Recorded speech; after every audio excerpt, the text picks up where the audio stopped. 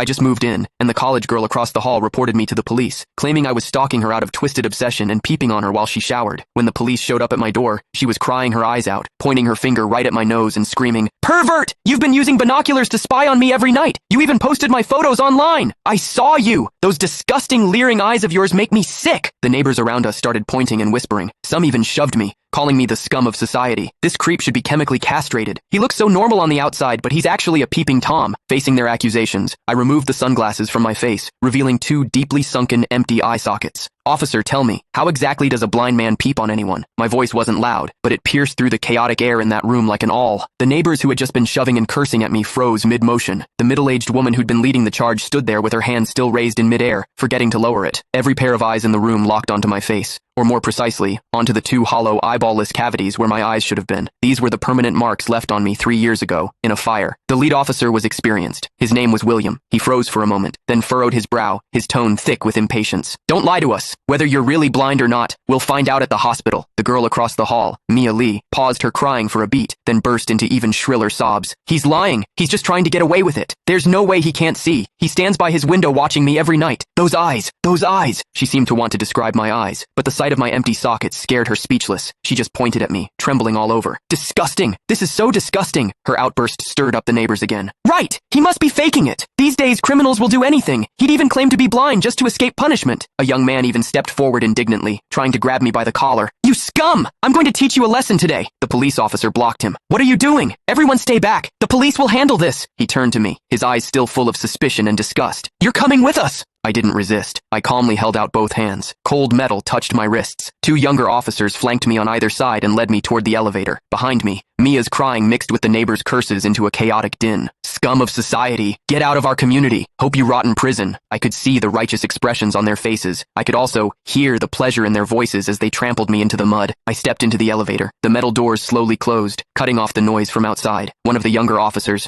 probably new to the job, couldn't help but ask me quietly, Are you really blind?" I tugged at the corner of my mouth but didn't answer. The other officer patted his shoulder, signaling him to keep quiet. But I knew that in their minds, the scales had already tipped completely in favor of that tearful young girl. After all, it was a young, pretty, pitiful college student on one side, and on the other, a suspicious man living alone, wearing sunglasses. In their eyes, it was crystal clear who was the victim and who was the perpetrator. What they didn't know was this. Sometimes, what the eyes see is the biggest lie of all. And I, a blind man, had seen something that none of them had. For instance, when Mia accused me, her heartbeat was steady, without a single ripple of genuine emotion. The interrogation room at the police station was harshly lit by fluorescent lights, and the air smelled faintly of mildew. I sat on a cold metal chair. Across from me were William and a female officer. Click the link in my bio to get the full story for free.